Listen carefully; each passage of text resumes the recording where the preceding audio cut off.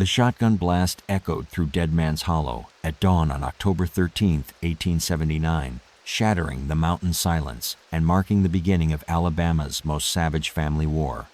What started as a property dispute would consume 2 generations and leave more bodies scattered across the Cumberland foothills than most small-town cemeteries could hold. This isn't just another tale of mountain justice gone wrong. It's the story of how ordinary people became killers when honor mattered more than life itself. Oscar Lawrence stood in the morning mist, his boots squelching in the blood-soaked leaves where Uriah Webb had fallen. The metallic stench mixed with wood smoke drifting from nearby cabins, while the rough bark of an old hickory tree still bore fresh bullet scars. Lawrence wiped his hands on wool trousers that would never come clean, knowing he'd crossed a line that couldn't be uncrossed. The feud began 3 months earlier, when Eleanor Edgerton claimed the Lawrence family had stolen her late husband's timber rights to 40 acres of prime hardwood forest. The land sat like a green jewel between 2 rival clans who'd nursed grudges since before the war between the states. What Eleanor didn't know was that her accusation would unleash a cycle of revenge that would make the Hatfields and McCoys look like Sunday school teachers. Webb had been Eleanor's cousin, sent to negotiate what everyone hoped would be a peaceful settlement. Instead, he'd called Lawrence a thief and a coward in front of half the settlement. In the mountains, such words carried the weight of a death sentence. Blood calls to blood. Lawrence's wife, Matilda, watched from their cabin window, her knuckles white against the sill. She'd begged Oscar not to meet Webb at all, sensing the violence that hung in the autumn air like smoke from a forest fire. But mountain men didn't back down from challenges, especially not when their neighbors were watching. The first shot came from Webb's rifle, a warning fired into the dirt. The second came from Lawrence's shotgun and found its mark. As Webb crumpled among the fallen leaves, Lawrence felt the weight of inevitability settle on his shoulders like a stone. What Lawrence couldn't have known was that Eleanor Edgerton had already dispatched word to her kinfolk in 3 counties calling for justice. Her brother, Harland Marshall, was riding hard from Tennessee with 6 armed men, while her nephew, Judson Quimby, gathered the Edgerton clan's most ruthless fighters. The mathematical precision of mountain justice was about to unfold. One death demanded another. One family's grief required another family's tears. And in the hollows of northern Alabama, such debts were always paid in full. But why did this particular feud spiral so far beyond the usual mountain violence?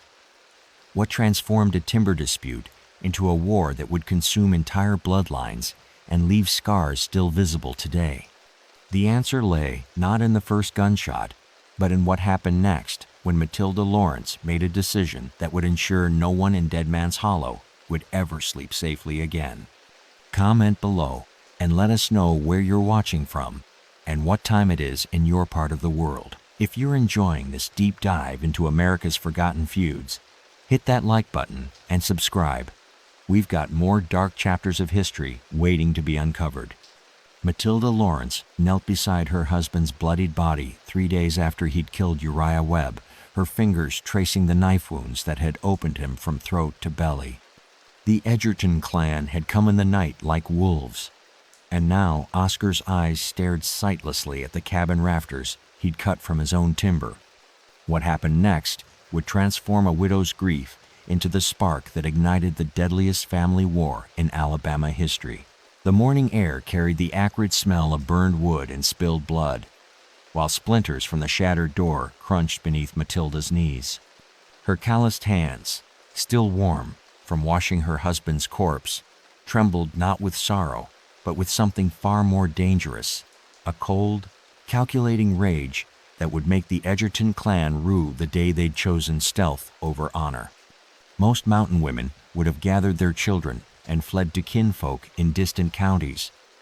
Matilda Lawrence loaded her husband's rifles instead. Eleanor Edgerton had sent her brother Harland Marshall and 3 cousins to deliver what they called proportional justice. They'd crept through the laurel thickets like cowards, waiting until Oscar stepped outside to check his livestock. The knifework spoke of deliberate cruelty. This wasn't a quick killing, born of hot blood, but a message carved in flesh. Vengeance breeds vengeance. Matilda found the note they'd left pinned to Oscar's chest with a hunting knife. One debt paid. Move on or join him. The Edgerton kin. The paper was signed in her husband's blood, a detail that would haunt her dreams and fuel her waking hours. But Eleanor Edgerton had miscalculated badly. She'd assumed that killing the head of the Lawrence clan would scatter the rest like startled deer. Instead, she'd created something infinitely more dangerous. A widow with nothing left to lose and the mountain skills to make her enemies pay.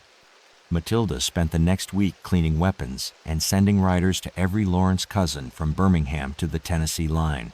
The message was simple. Oscar's dead. Come armed or don't come at all. What Eleanor didn't know was that Matilda's maiden name was Calhoun, a family that had been feuding with neighbors since before statehood. The woman she'd tried to intimidate into silence had learned to shoot before she could properly read, and her father, Josephine Calhoun, had taught her that mercy was a luxury mountain folk couldn't afford. By November 1st, 1879, 13 armed Lawrence kinsmen had gathered at the homestead.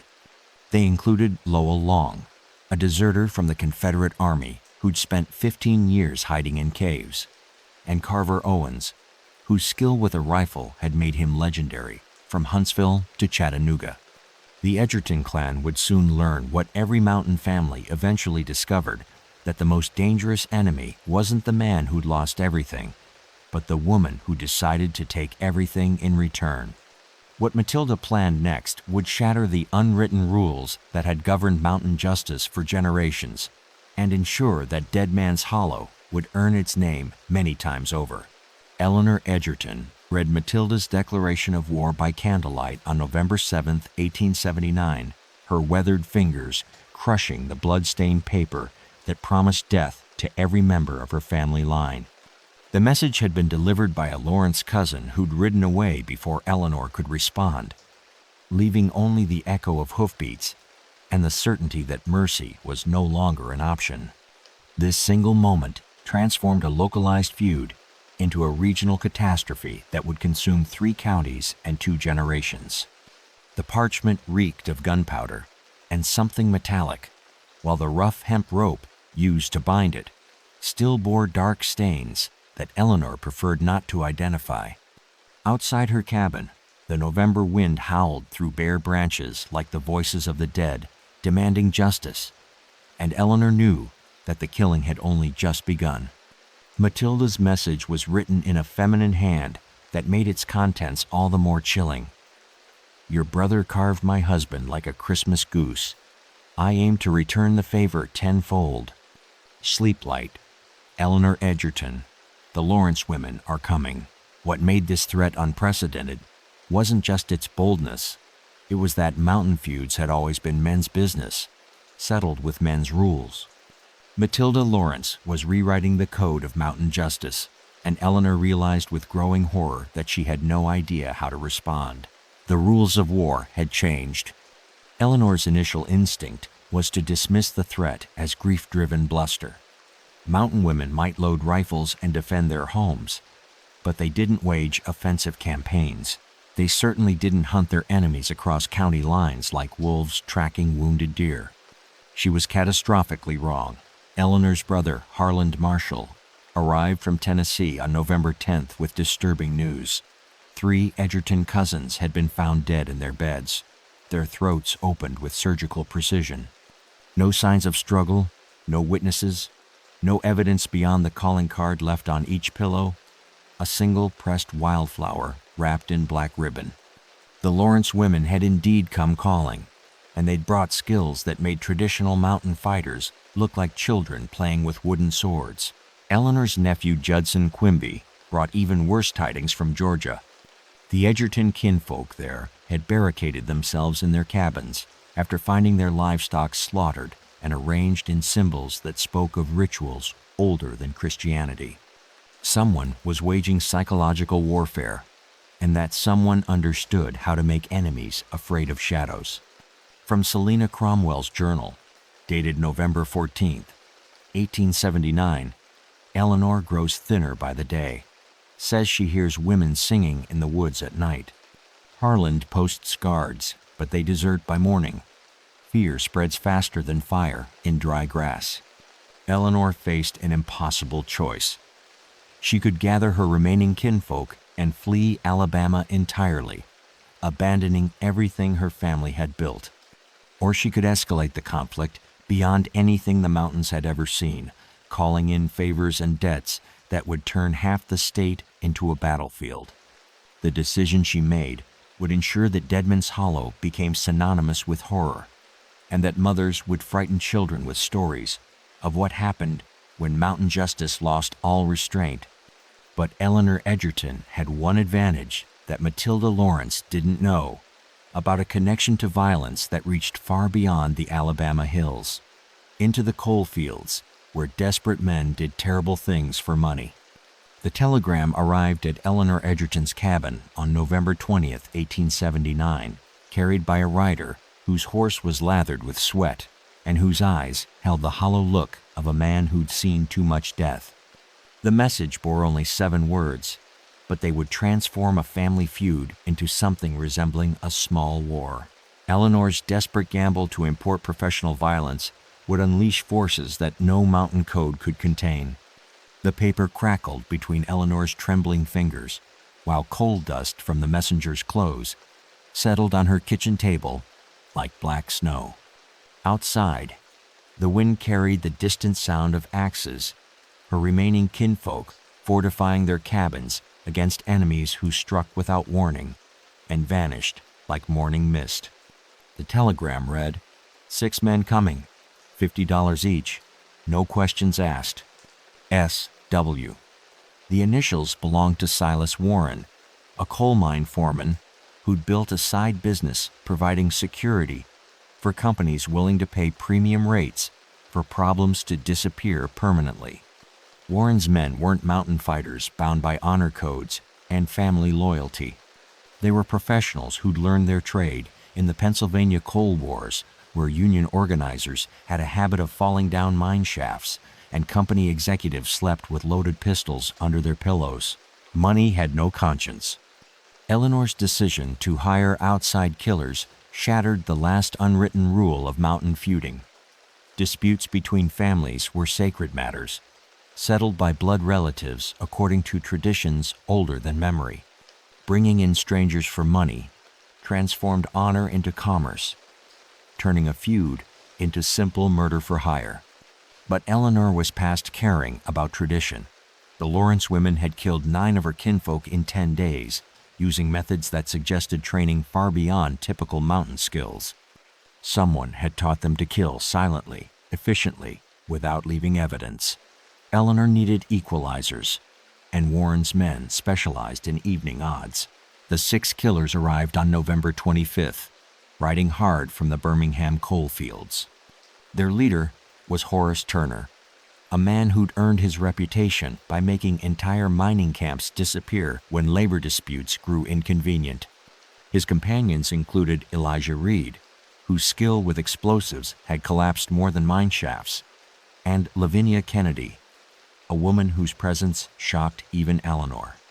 From Agatha Vaughn's private correspondence, dated November 26th, "They are not like us. No warmth, no laughter, just cold efficiency.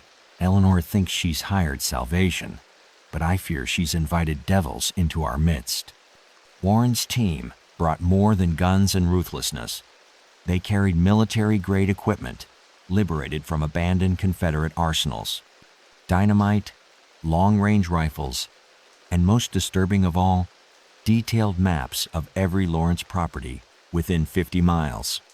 They'd done their research with professional thoroughness, studying the terrain like generals planning a campaign. This wasn't mountain justice anymore. It was systematic extermination with a profit motive. The first strike came on November 28th, when Turner's team surrounded the Lawrence homestead at dawn. They expected to find mountain folk armed with hunting rifles and family courage. Instead, they discovered that Matilda Lawrence had been preparing for exactly this escalation. What happened next would prove that some wars can't be won with money, and that the mountains held secrets darker than anything coal mines could produce. Horace Turner's scream cut through the pre-dawn darkness on November 29, 1879, as steel jaws snapped shut around his ankle with the sound of breaking bones. The professional killer who'd terrorized mining camps across 3 states now writhed helplessly in a bear trap hidden beneath autumn leaves, while shadows moved through the trees around him like hunting spirits. Matilda Lawrence had turned the entire hollow into a killing ground, and Turner's team was walking into a nightmare of her design. The metallic click of triggers being cocked echoed from every direction, while the scent of pine pitch and black powder hung heavy in the morning air. Turner's fingers clawed at frost-hardened earth as he realized with growing horror that his military maps and professional equipment meant nothing against an enemy who knew every rock, route, and ravine for 20 miles. Turner had made the classic outsider's mistake. He'd assumed that mountain folk were simply rural amateurs who could be overwhelmed with superior firepower and tactical training. He'd never considered that these hills had been hiding guerrilla fighters since before the Revolutionary War, or that Matilda Lawrence had learned warfare from masters who'd been perfecting it for generations. The Lawrence women emerged from concealment, like wolves materializing from morning mist. Lenora Godfrey stepped from behind a massive oak, her rifle trained on Elijah Reed's chest. Philomena Carrington rose from a depression that had been invisible until she moved. Even Lavinia Kennedy, Turner's own female operative, found herself staring down the barrel of a gun held by someone who looked like her grandmother. The hunters had become the hunted. Matilda's voice carried clearly through the hollow, calm and conversational despite the circumstances. "Mr. Turner, you made a serious mistake coming into my mountains with Eleanor Edgerton's dirty money. Now, you're going to learn what mountain hospitality really means." Turner's team had been scattered across a half-mile of terrain, each member isolated and surrounded by enemies who'd grown up in these woods. Their military training and expensive equipment were useless against fighters who'd learned to read the forest like a familiar book. The trap had been months in the making. Matilda had known from the beginning that Eleanor would eventually escalate beyond family resources. Mountain feuds followed predictable patterns, and desperate people always reached for outside help when traditional methods failed. From Lowell Long's War Journal, dated November 29th, Matilda played them like a fiddle. Every path they took was one she wanted them to take. Every position they chose was already sighted by our rifles. Professional killers, she said, but they fight like they're still in open coal fields, not mountain hollows. What Turner couldn't have known was that the Lawrence family had been hiding Confederate deserters and Union draft dodgers since 1862. They'd perfected the art of making armed men disappear in terrain that swallowed secrets like quicksand. The methodical destruction of Turner's team took less than an hour. No dramatic gunfights, no heroic last stands, just precise elimination of threats by people who understood that survival required absolute ruthlessness. But Matilda's victory came with a price that would haunt Deadman's Hollow for generations. She'd proven that outsiders couldn't win a mountain war, but she'd also crossed a line that would bring federal attention to a conflict that had remained hidden in backwoods obscurity. The real war was about to begin, and it would make everything that came before look like a children's game. United States Marshal Agatha Vaughn reined in her horse at the edge of Deadman's Hollow on December 5, 1879, staring down at a scene that defied her 15 years of federal law enforcement experience. 6 professionally armed men had been arranged in a perfect circle around what remained of their campfire, each killed by a single rifle shot to the head with mathematical precision. The federal government had finally taken notice of Alabama's mountain war, and what they found would redefine the meaning of domestic terrorism. The morning air carried the sweet, sick smell of decomposition mixed with wood smoke, while ravens circled overhead in patterns that suggested they'd been feeding undisturbed for days. Vaughn's leather gloves creaked as she dismounted, her boots crunching through frost-blackened leaves that bore dark stains no amount of rain would wash clean. Vaughn had been dispatched from Birmingham after reports reached federal authorities that organized violence in northern Alabama was disrupting interstate commerce. Coal shipments had been delayed, timber contracts abandoned, and railroad crews were refusing to work sections that passed through what newspapers had begun calling the killing fields. The Lawrence Edgerton feud had evolved beyond a family dispute into a regional crisis that threatened federal interests. When mountain wars started affecting business, Washington paid attention. The government had arrived. Vaughn's investigation revealed a conflict that bore little resemblance to typical frontier violence. These weren't drunken brawls or crimes of passion. They were systematic military operations conducted with precision that suggested formal training and substantial resources. The bodies arranged around the campfire told a story of tactical superiority that made no sense. Professional killers with military-grade equipment had been eliminated by what federal records described as local farming families engaged in property disputes. The mathematics didn't balance. Marshal Vaughn's official report, filed December 7, 1879, contained observations that would change federal policy toward mountain conflicts. The Lawrence faction demonstrates organizational capabilities and tactical knowledge inconsistent with their supposed status as subsistence farmers. Recommend immediate deployment of federal troops to restore order. But Vaughn's private letters told a different story. She'd grown up in similar mountains, and she recognized what federal bureaucrats couldn't understand, that the hollows held secrets older than the government itself, and that some conflicts couldn't be resolved with badges and official authority. What truly disturbed Vaughn wasn't the violence itself, but its surgical precision. The Lawrence women had eliminated 6 experienced killers without suffering a single casualty, using tactics that suggested knowledge of military strategy far beyond anything taught in mountain cabins. Someone had trained these people in the arts of war, and that someone had access to information about federal operations that should have been classified. Vaughn began to suspect that the Lawrence Edgerton feud was merely the visible surface of something much larger and more dangerous. Her suspicions deepened when she discovered that Matilda Lawrence's maiden name connected her to families that had been hiding federal fugitives since the war between the states. The mountains weren't just sheltering family feuds, they were harboring networks of people who'd been fighting the federal government longer than Alabama had been a state. The decision Vaughn made next would determine whether Deadman's Hollow became a footnote in history or the opening chapter of a conflict that would spread across the entire Appalachian region.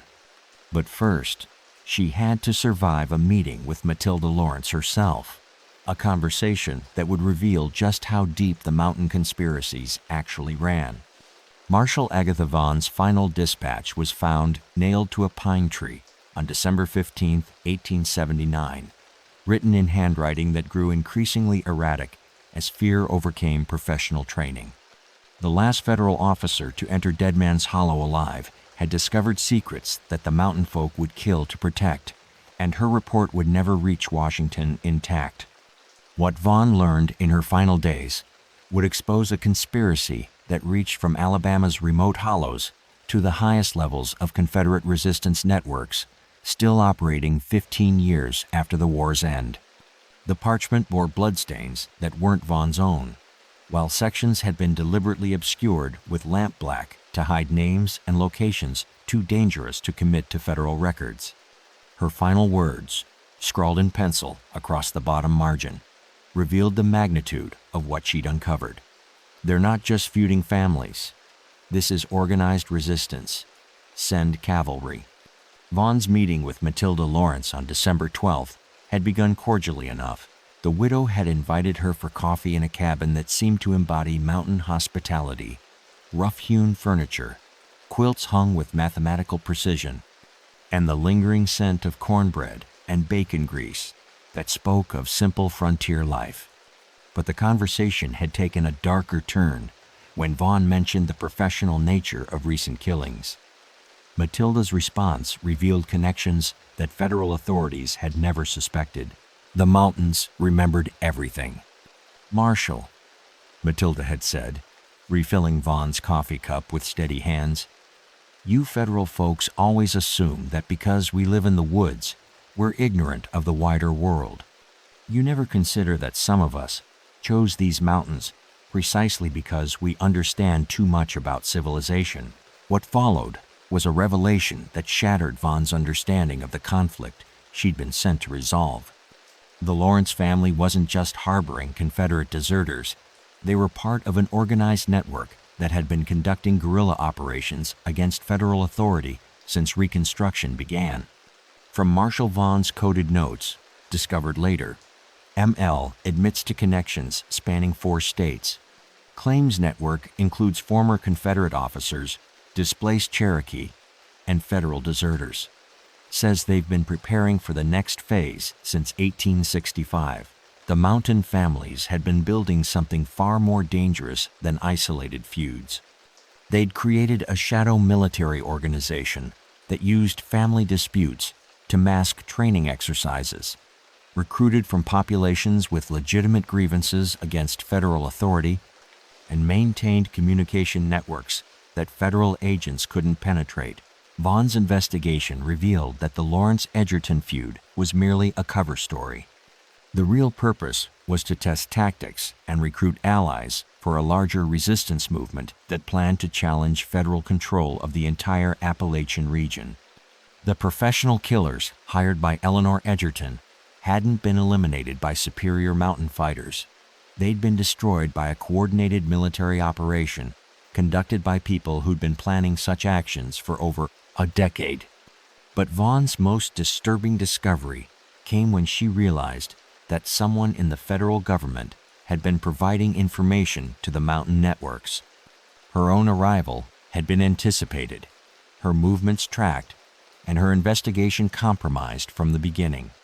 The final entry in her journal, dated December 14th, revealed the scope of her betrayal.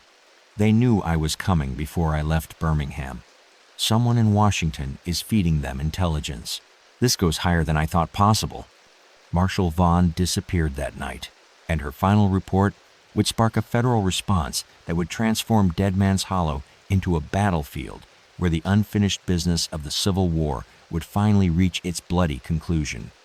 The federal cavalry arrived at Deadman's Hollow on January 3, 1880, riding through morning mist that carried the acrid smell of burned cabins and something far worse. Captain Silas Warren counted 47 structures reduced to charred skeletons, but found only silence where screams should have echoed, and emptiness where bodies should have littered the frozen ground. This final confrontation would prove that some wars end not with victory, but with the complete erasure of everyone who knew the truth. The January air bit through wool uniforms like razors, while frost crunched beneath cavalry boots that found nothing but ash and scorched earth, where Deadman's Hollow had once stood. Warren's men moved through the ruins with the nervous energy of soldiers who'd arrived too late for a battle they didn't understand, searching for enemies who'd vanished like smoke. Warren had brought 60 men, expecting to arrest feuding families and restore federal authority. Instead, he discovered what appeared to be the aftermath of a military operation that defied explanation. Someone had burned the entire settlement with methodical precision, leaving no survivors and no evidence of what had actually transpired.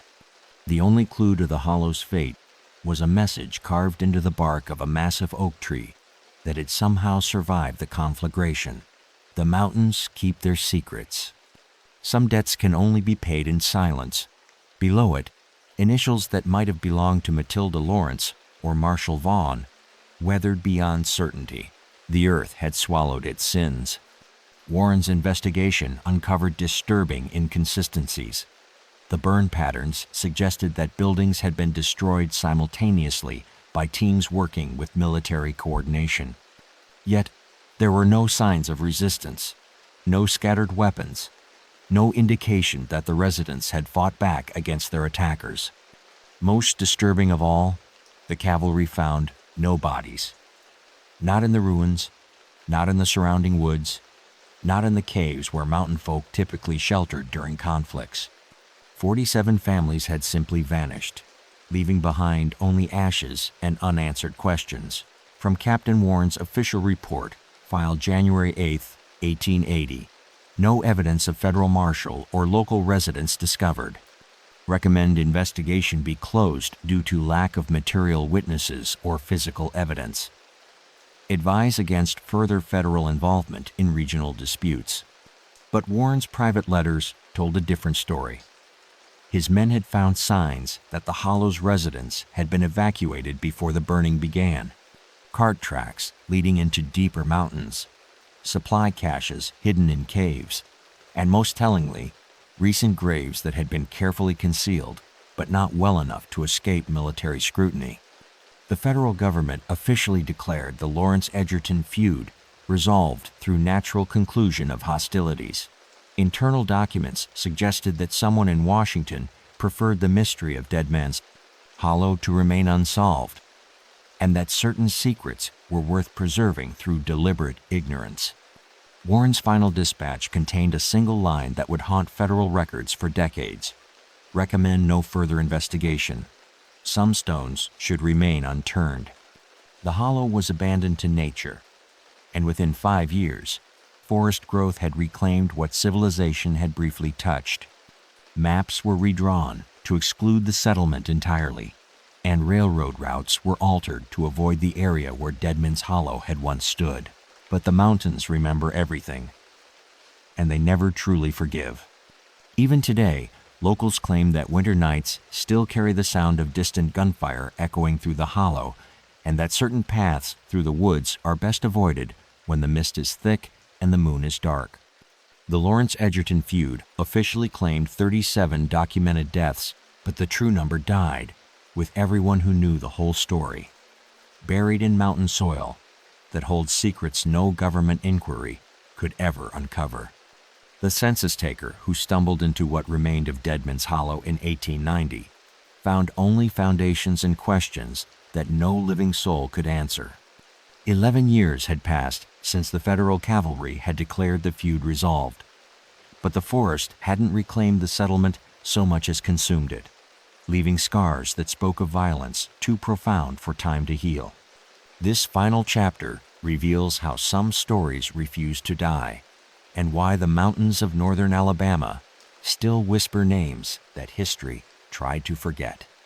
The morning dew hung heavy on wild roses that had grown through cabin floors, while the sound of his footsteps echoed strangely in clearings where voices should have answered. The census taker's leather satchel contained forms for 47 households that no longer existed, addressing questions to families that had vanished as completely as morning mist. What he discovered challenged everything federal records claimed about the Lawrence Edgerton resolution. The burn patterns he'd expected to find were absent. Instead, the buildings showed signs of careful dismantling, as if the entire settlement had been methodically deconstructed and removed piece by piece.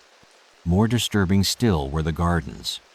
11 years of abandonment should have left nothing but weeds and saplings, yet he found vegetables growing in neat rows, fruit trees that had been recently pruned, and herb patches that showed signs of careful tending.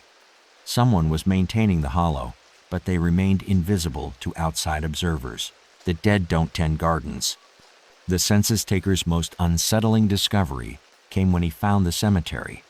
Federal records insisted that no bodies had been recovered from Deadman's Hollow, yet he counted 63 graves marked with stones that bore no names, only dates spanning from October 1879 to January 1880. The mathematical precision was unmistakable. The Lawrence Edgerton feud hadn't ended with federal intervention or natural resolution. It had concluded with systematic elimination that left no witnesses and no evidence, conducted by people who understood that some secrets required permanent silence. But the mountains held one final revelation. Hidden beneath the altar of what had once been the settlement's chapel, the census taker found a metal box containing documents that federal investigators had somehow missed. marriage certificates, property deeds, and most shocking of all, military commissions signed by Confederate officers who'd officially died years before the feud began. From the census taker's confidential report, never filed, the Lawrence and Edgerton families were covers for something larger. These people weren't feuding, they were hiding. Someone discovered their real identities and eliminated them to protect secrets that reach into the highest levels of government. The documents revealed that Deadman's Hollow had sheltered the remnants of a Confederate intelligence network that had continued operating long after Appomattox. The feud had provided perfect camouflage for activities that would have triggered massive federal response if discovered, and someone had decided that exposure was too dangerous to risk. The census taker buried the box exactly where he'd found it and filed a report claiming the settlement had been abandoned due to agricultural failure and natural migration. His private journal, discovered decades later, contained a single haunting entry. Some truths are too dangerous for civilization to bear. Today, hiking trails pass within miles of where Deadman's Hollow once stood, but local guides still refuse to enter certain areas when fog rolls down from the ridges. They speak of voices carrying on winter winds, of lights moving through trees where no cabins remain, and of an overwhelming sense that some places should be left undisturbed. The official death toll from the Lawrence Edgerton feud remains 37, but mountain folklore insists the real number was far higher. They say that on October nights when the mist is thick, you can still hear Matilda Lawrence calling her kinfolk to war, and Eleanor Edgerton weeping for children who never made it out of the hollow alive. Federal records were sealed in 1885 and remain classified to this day. The government's official position is that Deadman's Hollow was abandoned voluntarily, and that the Lawrence Edgerton feud represents nothing more than a tragic example of frontier violence that resolved itself through natural attrition. But the mountains know better. They remember every shot fired, every life taken, and every secret buried beneath roots and stones. And sometimes, when the wind is right and the shadows are deep, they still whisper the names of those who discovered that some debts can only be paid in blood, and some stories are too dangerous to survive. The truth about Deadman's Hollow died with everyone who lived it, leaving only echoes that refuse to fade and questions that no amount of federal documentation can answer. We're only scratching the surface. The next case is even darker. Subscribe before it drops.